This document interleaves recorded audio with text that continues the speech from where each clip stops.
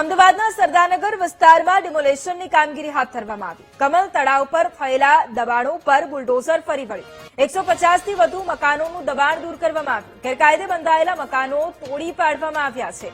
સવારથી જ અમદાવાદ મહાનગરપાલિકાની આ કામગીરી જેની શરૂઆત થઈ ચૂકી છે। સરદારનગર વિસ્તારમાં ડિમોલેશનની આ કામગીરી કમલ તળાવ પર જે દબાણો ઉભા કરવામાં આવ્યા હતા તેની ઉપર બુલડોઝર ફરી વળ્યું છે। 150 થી પણ વધુ મકાનો જેનું દબાણ દૂર કરવામાં આવ્યું છે।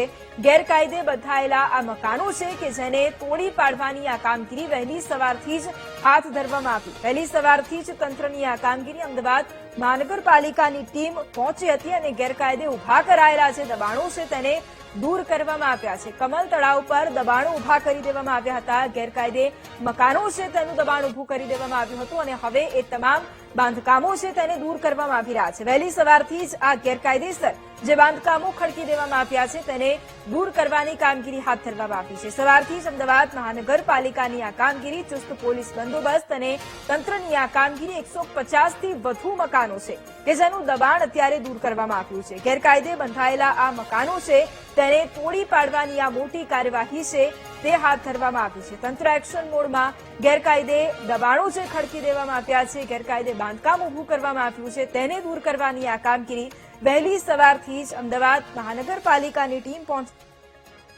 કરાયા હતા। ગેરકાયદે બાંધકામને ધ્વસ્ત કરાયા।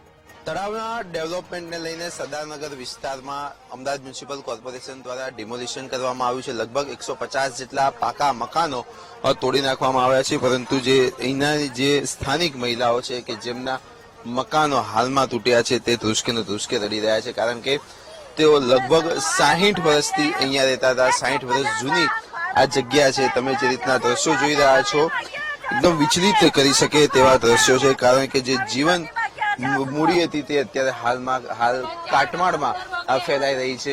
અમદાવાદ મ્યુનિસિપલ કોર્પોરેશન દ્વારા જેસીબી થી લઈને જે દબાણ તોડવામાં આવ્યું હતું અને વાત કરવામાં આવે તો તમે જે રીતના દ્રશ્યો જોઈ રહ્યા છો કે તળાવના રીડેવલપમેન્ટ અને ડેવલપમેન્ટને લઈને એક મહત્વનો જે અમદાવાદ મ્યુનિસિપલ કોર્પોરેશન દ્વારા ડિમોલેશનની કામગીરી કરવામાં આવી છે। ત્યારે સ્થાનિકને પૂછીશું, માસી કેટલા વર્ષથી તમે અહીંયા રહેતા હતા અને નોટિસ આપી હતી કે નહીં? કઈ અમને એક જ નોટિસ આપી છે 21 દિવસની ખાલી, અને અમે 50-60 વર્ષથી અહીંયા રહી છીએ। અમને 21 દિવસમાં જ બસ કહી દીધું, એક જ નોટિસ, બીજી ત્રીજી નહીં, એટલે 21 દિવસમાં તમારું પાડી દેવાનું મકાન। મેં કીધું પણ શા કારણથી? કે તલાવનું ડેવલપમેન્ટ છે ને એ માટે।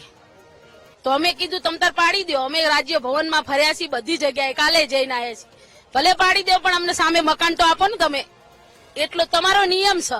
2010 પછીના મકાન બધાનો હોય એને દેવાનો, તો તમે અત્યારે અમને તો કાંઈક લિખિતમાં તો આપો। તો અમારી સામે હસીને કાંઈ જવાબ અમને આપ્યો નથી। અમે ફરીને પાછા આવ્યા છીએ। 60 વર્ષની, કેમ કે પેલા સગા સંબંધીઓમાં ઈ લોકો રહેતા હતા, હવે અમે છોકરાઓ અમે રહીએ છીએ। જીવનભરની મૂડી બધી વહી ગઈ। એટલે તે તો ના રહી છે।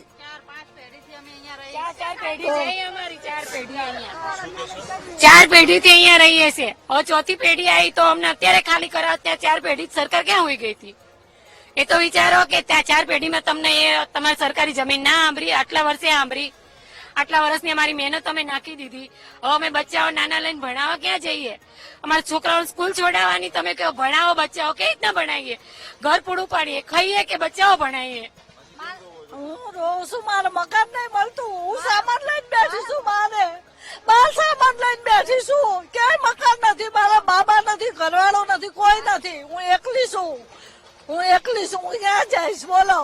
સામાન આવી ઠંડીમાં લઈને બેઠી છું, મને મકાન આપો એટલું કહું છું, બસ મકાન આપો, મને મકાન આપો, મકાન જોઈ છે। ચોક્કસથી આ લોકોની પીડા છે। લગભગ 60 વર્ષ જૂના 150 થી વધુ પાકા મકાનો તોડી પાડવામાં આવ્યા છે અમદાવાદ મ્યુનિસિપલ કોર્પોરેશન દ્વારા। સતત છેલ્લા 1 વર્ષથી નોટિસ આપવામાં આવી હતી અને છેલ્લા 21 દિવસથી પણ નોટિસ અમદાવાદ મ્યુનિસિપલ કોર્પોરેશન દ્વારા અપાઈ હોવાની વાત પણ સત્તાધીશો કહી રહ્યા છે। ત્યારે હવે આમને વૈકલ્પિક વ્યવસ્થા શું રહેશે તે જોવું રહ્યું। કેમેરામેન રાજેશ ગઢવી સાથે પાર્થ જાની, વીટીવી ન્યૂઝ, અમદાવાદ।